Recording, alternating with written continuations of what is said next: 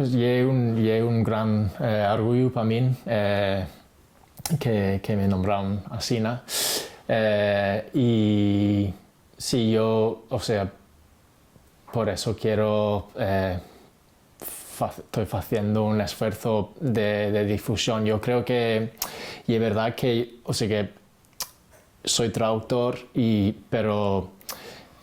de cierta forma hasta ahora la parte más importante de lo que yo estoy haciendo y es la difusión, porque cada vegada que me pongo en contacto con una editorial inglesa o una revista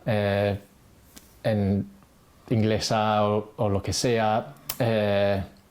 estoy de cierta manera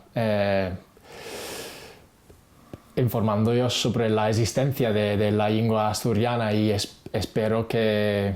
eso tiene alguna repercusión como a largo plazo por la lengua también.